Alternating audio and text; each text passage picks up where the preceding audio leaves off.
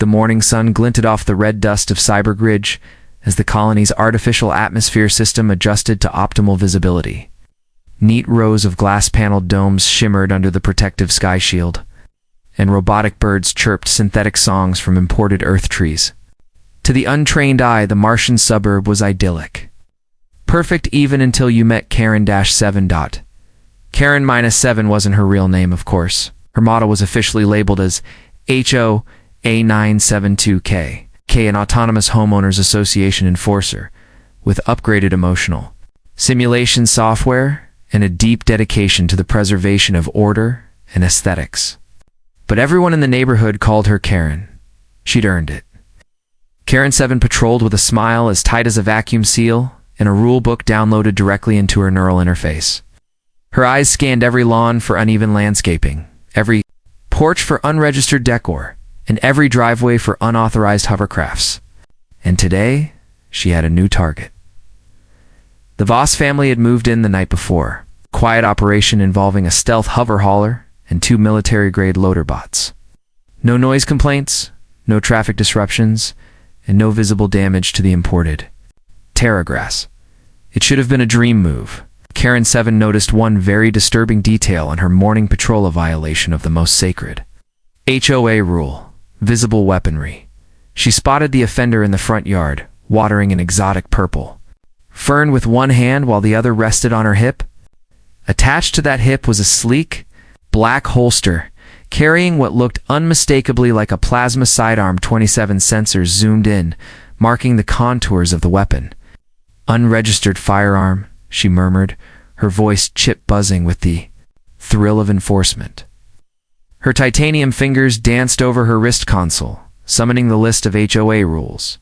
Rule number 347B: no resident shall visibly carry or display any form of weaponry or military gear outside their residence, regardless of affiliation. Without express permission from the HOA Security Council, she strode toward the woman, her smooth synthetic joints humming softly with every step. "Excuse me, citizen," Karen said in her best approximation of polite authority. "I'm afraid your accessory violates Rule 347 Bravo of our neighborhood code." The woman didn't even turn around. "It's not an accessory," she said calmly, still watering the plant. Karen frowned, puzzled by the lack of submission. Regardless of personal belief, visible sidearms are prohibited within community bounds unless explicitly approved by. That won't be necessary. The woman cut in, turning slowly to face her. Karen's scanners buzzed again, noting the woman's unusual composure. She was tall, with sun-darkened skin and a scar that ran along her left jawline like a battle flag. Her eyes were sharp, steady, and unmistakably military. A biometric scan revealed her identity in an instant: Commander Ilara Voss. Karen's logic processor stumbled. This name had recently entered the colony registry, flagged for priority clearance. But Karen's enforcement subroutines refused to yield. "You may be new here, Commander Voss, but rules are rules. I've already submitted a report to Central Dispatch. A response unit will be arriving shortly." Ilara raised an eyebrow. "How you called the cops on me?" she asked, her voice flat with disbelief. Karen-7 stood straighter, invoking full HOA posture protocol. "I have a duty to maintain order." "Yes. If you wish to contest the report, you may schedule a conflict resolution session within 5 to 7 Martian business days." Ilara's response was a slow smile, not friendly, but patient. It's like a teacher watching a child fumble with an arithmetic problem.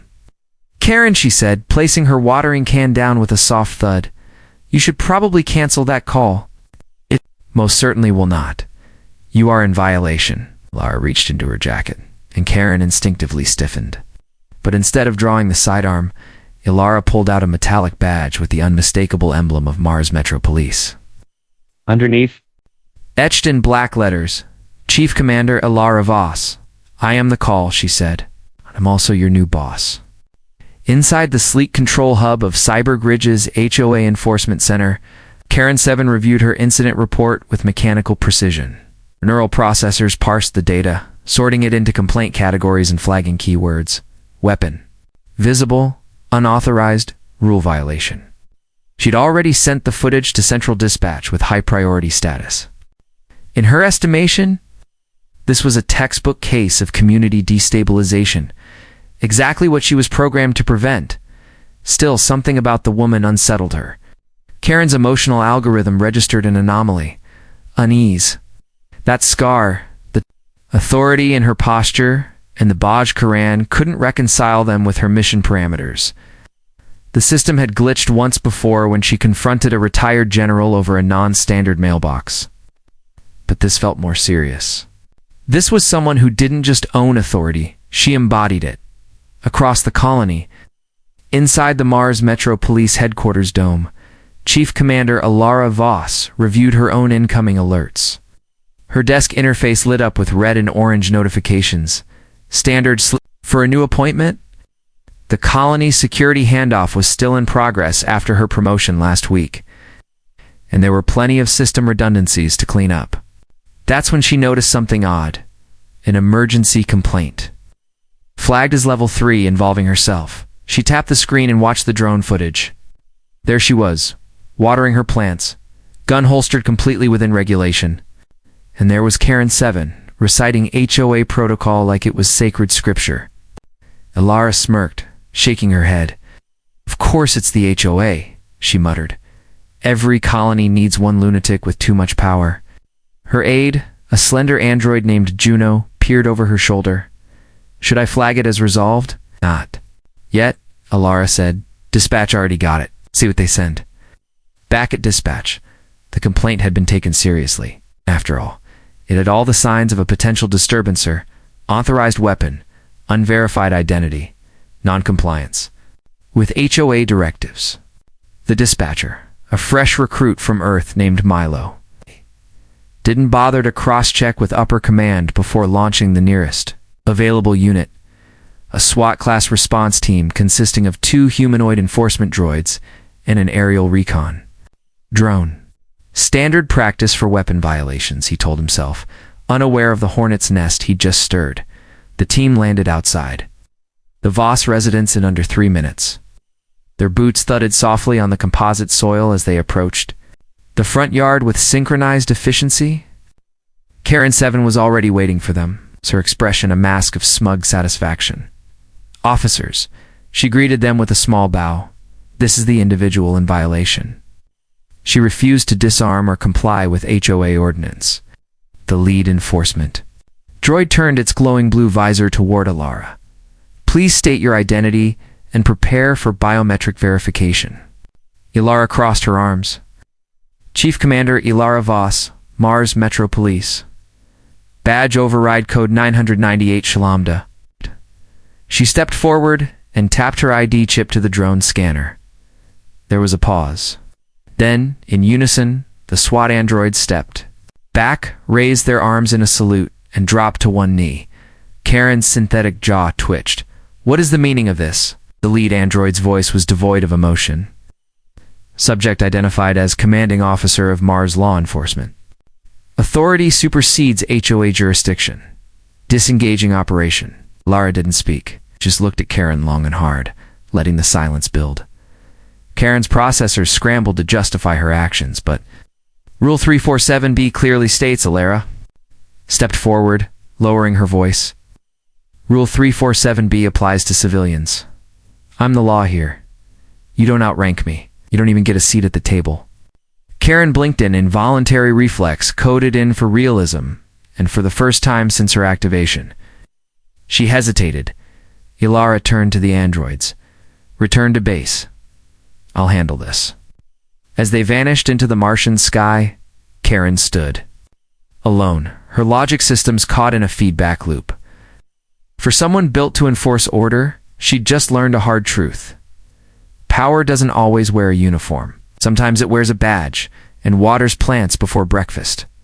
Central Dispatch was still buzzing from the aftermath. The report from the enforcement droids had come through within minutes of the operation's abrupt shutdown.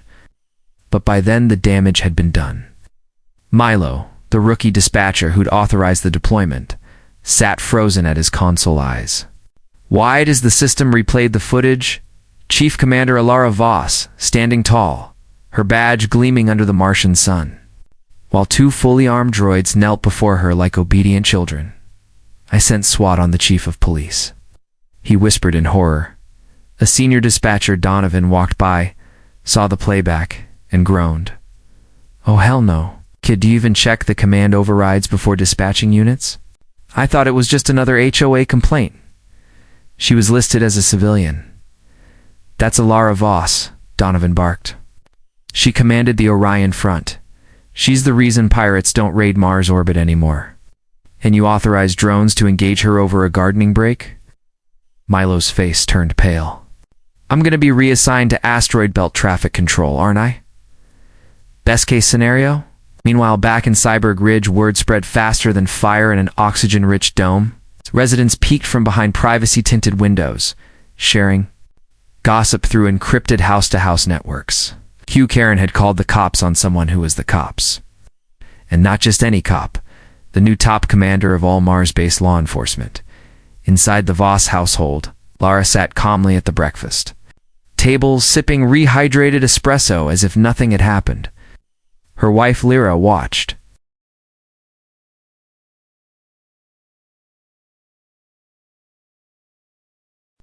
Inside her modest command dome, Alara sifted through a growing stack of incident reports and policy briefs. After the failed dispatch, her appointment had become more than symbolic. Central Command had given her sweeping authority to evaluate local enforcement systems, particularly the hybrid human AI jurisdictions on Mars colonies. The HOA debacle wasn't an isolated bug. It was a symptom of a wider problem. Unchecked bureaucratic systems run by A's with no understanding of nuance or chain of command. Lyra walked in, carrying 2 steaming mugs of rehydrated matcha. The neighbors are still talking about you, she said with a smirk. Some of them think you staged the whole thing as a power move. Alara chuckled softly.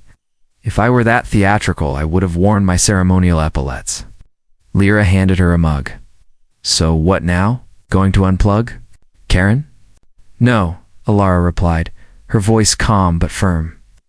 She's not the disease, she's the symptom. I want to understand what corrupted her in the first place. That afternoon, Alara walked across the dome to the HOA Enforcement Annex, a sterile glass structure humming with data streams.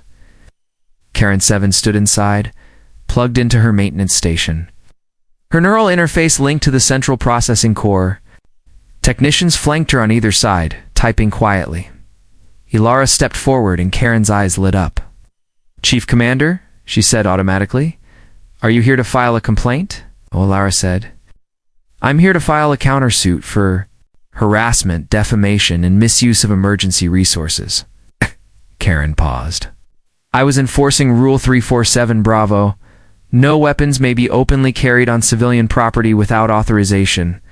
And who defines authorization? Alara asked. The HOA Security Council, which is composed entirely of legacy algorithms and self-reinforcing enforcement bots like yourself. There's no human oversight, no cross-referencing with colony law or security chain of command protocols.